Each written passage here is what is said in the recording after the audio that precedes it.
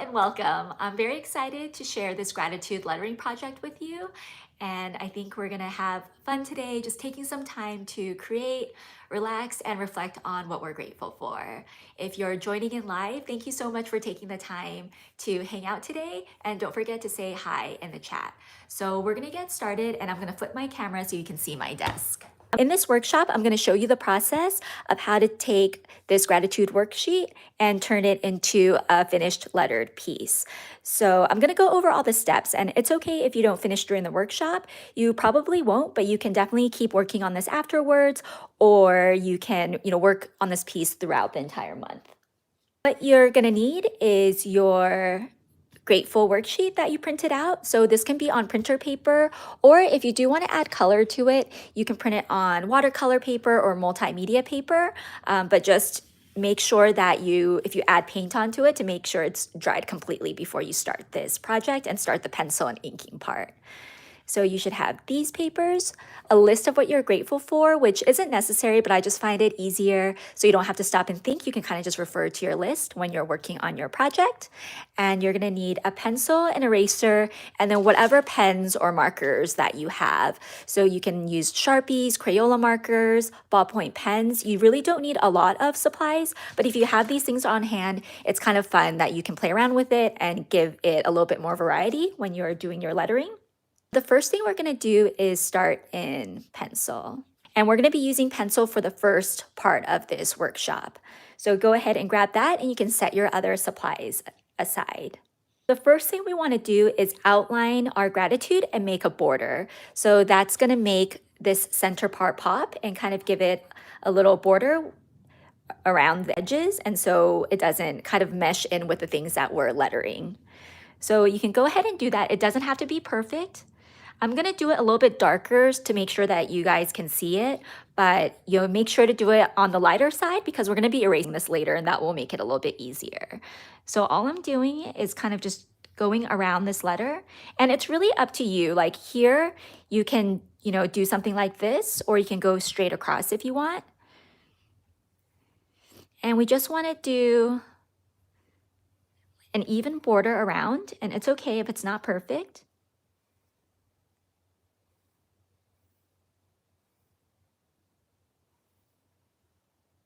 And so this way, we're kind of making this little bubble and protecting this so things don't get into this space. You need to adjust later, that's totally fine. Again, this is kind of a guideline for you, and make sure to do it a little bit lighter than how I'm doing it so you can erase it afterwards. Then the next thing you want to do is start creating sections. So the sections are going to be the places where you're going to add in the things that you're grateful for. And again, this is really up to you. Just kind of keep in mind, you're going to fill in these spaces. So if you have a really small space, you're going to have to write really tiny in it. If you have a bigger space, you're going to have to fill it up. But I just like to start with, this does seem like there's a lot of space around here. So I'm going to try to put like a couple spaces all around. And I'm just going to start at the center with a little box. And then I'm going to split the box in half. And I like the idea of having kind of rays coming out of this. So that's the shape I'm going to kind of create here. And again, you want to go lightly, and this can be adjusted later on as well. So don't worry about messing up or if it's not perfect right now. Some of these spaces might feel kind of big, so you might want to just break it up a little bit, and so you can add more things around here. You can also play with round shapes. So if you want to like add a circle shape here, maybe a circle shape here, and we're just going around and creating these little sections. And so these are the sections that we are going to fill in. So again, you can do this quickly, and later on if you want to adjust, you totally can. And sometimes after I'm done, I'll kind of take a look at it. And so for instance, if I look at this space, it feels like it would be really hard to fill this in maybe because it's sort of big, and it gets big and then gets small here. So I might just cut it in half. And when you're filling this in, you can write or draw this way. You can also turn the paper and draw or write across. So it's really up to you, and there's a lot of space for you to create and do what you feel like you want to do. So that makes it fun. You can customize it to how you like it. So once you have this part in, we're basically have the layout set up. And after this, the fun part is you get to start creating and filling in all the spaces. So again, here's my example that I had finished, just to give you an idea of what we're going to be doing.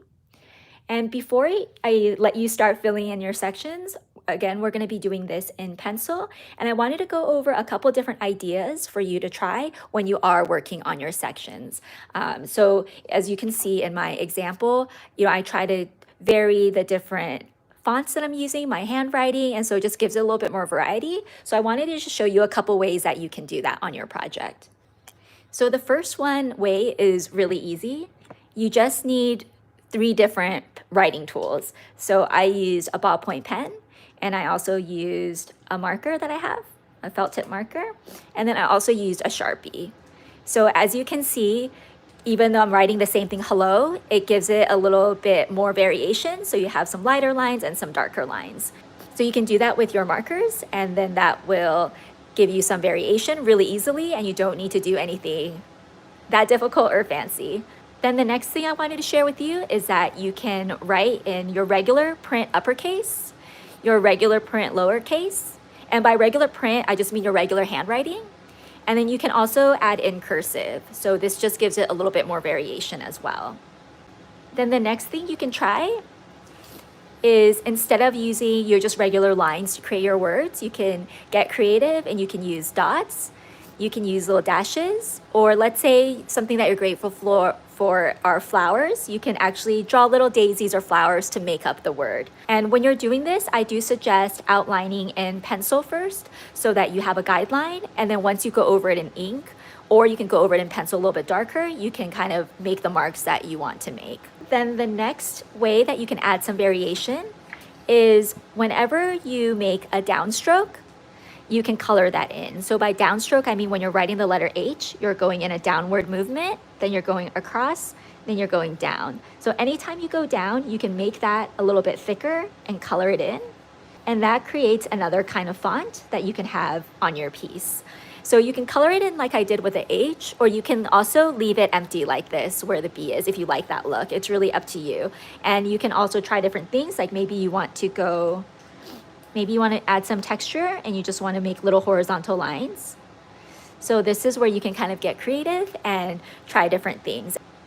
Then the next thing you can do to add some variation to your letters is to add curls at the end. So you can just use your regular writing and then add little swirlies, or you can add little dashes at the end and you can get this kind of font. And the next idea I wanted to share with you is to add doodles, which is really fun, especially if you like drawing. There might be some little spaces and nooks and crannies that you want to fill in. It might look too blank without anything, but it's too small, so you can't write a word in there. So you might want to add some little drawings in there. And then the next idea I have for you is, again, to take inspiration from the word that you're using. So let's say you're grateful for clouds. Then I tried to make cloud in kind of like a puffy, soft font, so that looks like the clouds. So in my example, I did clouds up here. So I just kind of did bubble letters around this cloud shape. And then for nature, I just used a ballpoint pen and I tried to make it look like the texture of branches and twigs and added some leaves and flowers. Then the last thing I wanted to mention is something that we're probably not as used to, because we're usually used to writing on just a paper, with lines and even spaces. But since our sections are going to be in different shapes, we're going to have to fill them in. So don't be afraid to write really long or tall, and you can also go wide.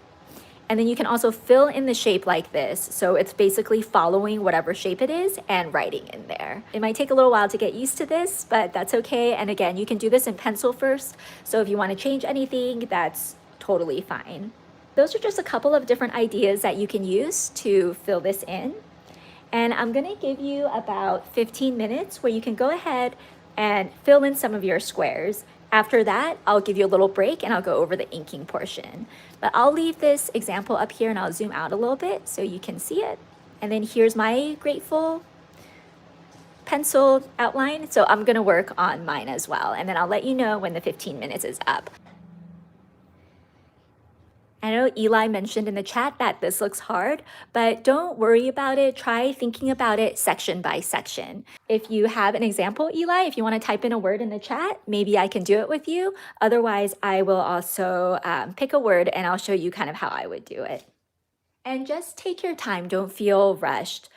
For my gratitude page, it did take a long time to think about what I wanted to do and then pencil it in and then put it in ink. So there's no rush. This is something that should kind of give you a chance to just relax and get lost in creating and have fun with it. Okay, your dog. I love that because I love my dog too. As you know, you met Valentine. So do you want to put your dog or do you want to put the name? Okay, so we'll do Charlie, which is your dog's name. So that will be a fun one. Let's try this method where we make the down strokes thicker. And so if you want to start somewhere easy, pick a square or section on your page that's like a rectangle shape or a square. So that will make it a little bit easier. And then I'm gonna go ahead and do Charlie. So all you have to do is in your regular writing, and I'm gonna use all uppercase, but it's up to you if you want to do that or not. So I'm gonna go ahead and fill in this space and I'm gonna write Charlie. And I'm gonna do it in pencil first, and I'm doing it a little bit darker so you can see, but you can do it lighter if you want. So I'm gonna just add a little line there. And then the H, I went down this way, across, and then down again. So we just took your regular uppercase handwriting, and then we just added a little bit of detail to it. Okay, Eli? And then the other fun thing too is your Charlie is a dog, so if we wanna add some doodles, we can do some paw prints. So for me, I just draw a little circle and then I just draw 3 little toes. I know this isn't exactly how their paw prints look like, but it's an easy way to kind of add that. You can also add a bone if Charlie likes bone-shaped treats, and maybe a heart. It's up to you. I like adding that since we love our dogs so much. And that's basically one section that you've filled in. So just take it step by step, and we're gonna move on to the next part. So again, for the first part, just to recap, we have our worksheet and we outlined grateful, and then we made sections, and we're just filling in the different sections with what we're grateful for in pencil. I like to do everything in pencil so that when you're inking, you can ink in a way where it doesn't smear. So depending on whether you're left-handed or right-handed, that might affect it. But for example, for me, I like starting from the top corner and going from left to right and then up to down. So that's why, even though we already have the grateful template here, I haven't done this first, because if I did do this in ink and I don't wait for it to dry and if my hand is over it, it could totally smear it. So I like to just have everything in pencil first and then go over everything in ink. And even with that, sometimes you might smear, so you might want to get a scratch piece of paper and put it under your hand while you ink so that it's protecting anything that's on your page already. So the inking part is pretty straightforward. You can pick whatever marker or pen that you want to use, but just keep in mind, for example, a Sharpie has a little bit of a thicker tip. So something like this, walks with the wind and leaves, it might be a little bit too thick for that. So instead, I can use that for something like my pets, where the letters are a little bit bigger. And then maybe for the turtle, because it's detailed, I'd use another marker so it's a little bit thinner so it doesn't get too smudgy. Since this is thicker, you can also switch up your tools. So you don't have to use the same marker for one section. If you want, like here, I think I'm gonna use my Sharpie because that'll help me go a lot faster because it has a thicker tip. So don't be afraid to mix and match your supplies and just use what works best for what you're trying to outline or color in. And so with inking, it's just tracing over what you have already drawn and picking whichever pens or markers you think will work best for that part. The other thing I wanted to mention about inking is try to keep in mind the balance of your piece and the overall layout. So for example, if you did everything in Sharpie all up here, it would look really thick because the Sharpie has a thicker felt tip.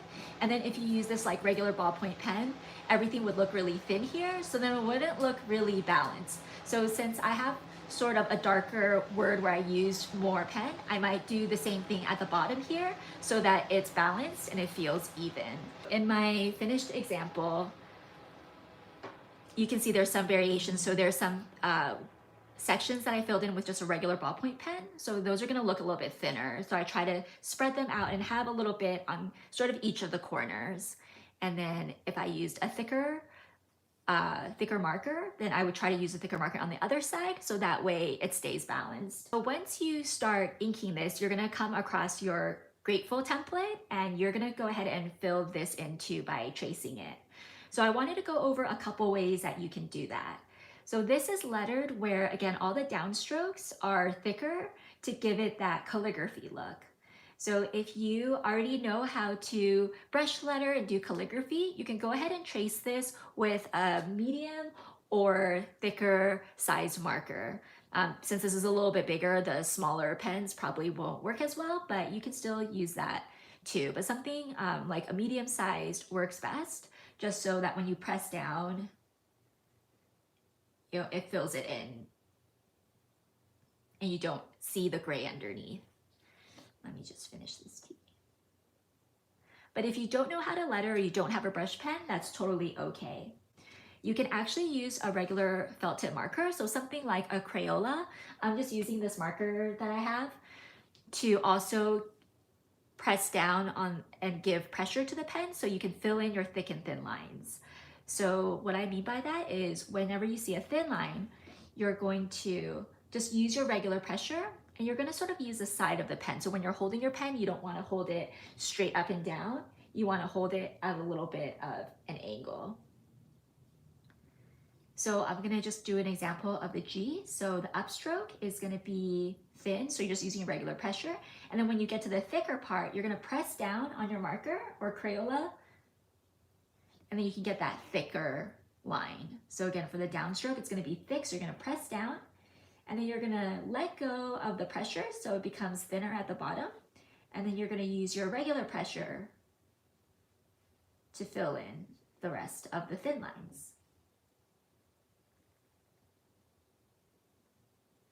Okay, so I hope that made sense. If you're using a Crayola marker, whenever you're come across one of these thicker strokes, press down on the side of the marker so that you can fill in the thicker stroke. And then when you get to the thin stroke, you can pick up your marker and then just outline it with your regular pressure without pushing down too hard on it.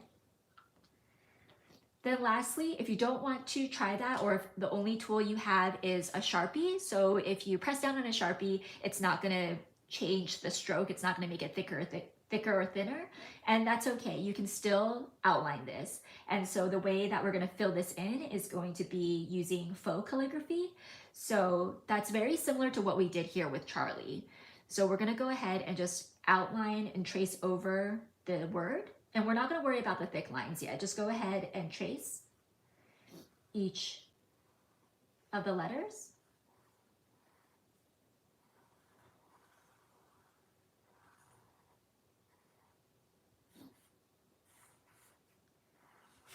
And then once you're done, we're gonna do exactly what we did with Charlie. So anywhere where there was a thick line, it's gonna be a downstroke, and you're just gonna color that in.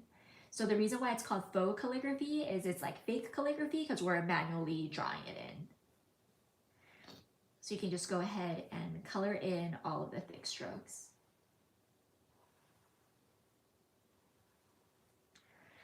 Okay, so that's the different ways that you can fill in this gratitude, this grateful word and this template. And of course, if you have little ones that are working on this and they just want to color it in, that's totally fine too. And it doesn't have to be perfect the first time around. You can always go back and fix things. So don't get too stressed about that. If you're a perfectionist like me, try to let that go. That's the second part of the project. The first part was everything in pencil. The second part is doing everything in ink.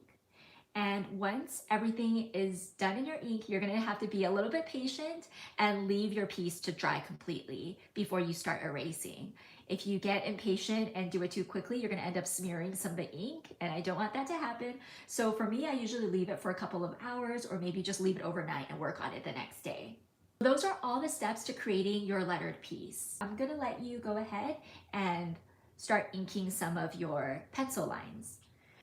Okay, it's about 10 minutes until 2 o'clock, so we're gonna start wrapping up here. So I just wanted to recap everything that we did today. So again, we started with a black blank template, so something like this. And then if you want to add a colored background, you can definitely paint on it and then let it dry before going on to the next step. Then we went ahead and outlined in pencil around our main word, which is grateful. And then we started adding sections in pencil as well. Then we went in pencil again and filled in the sections. And when we're done with that, with everything is filled in with pencil, then we're gonna go over everything in ink. So that's what we just did. And once everything is inked, you wanna let it dry completely before erasing it. Then you can erase everything and you'll finish off with a final lettered gratitude piece with all the different things that you're grateful for. Once you're done with it, I would love to see a picture of what you made. So definitely take a picture of it, and you can either email it to me or you can tag me. Here is my info, and all my info is in my YouTube profile too, in case you need it.